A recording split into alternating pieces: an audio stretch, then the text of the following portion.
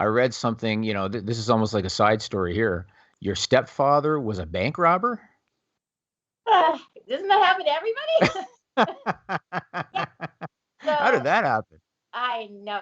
So right. So my parents had gotten divorced. This was years later. A friend of my mom's had introduced her to a cousin of hers.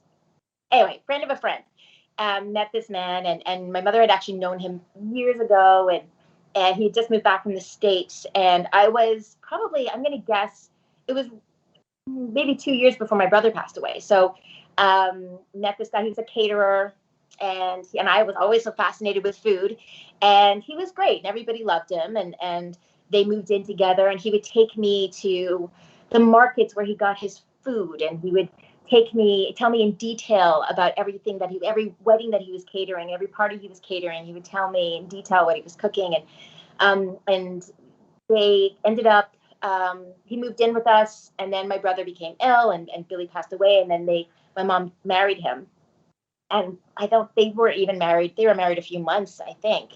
And every 2 weeks, Eddie he would get up really early in the morning, like at 5 o'clock in the morning, 4 o'clock in the morning, and he would have to cook this church breakfast. And so he would be gone all day cooking and preparing and serving and cleaning, and every 2 weeks. And my sister and I would have to be really quiet the night before because he would be getting up early to go and work.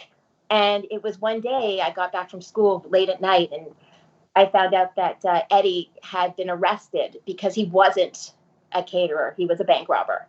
Wow. They called him the Satchel Bandit, or Satch for short. They actually gave him a name. Yes, because he carried a little bag with him like a satchel. He was wanted for 42 counts of bank robbery over 2 years.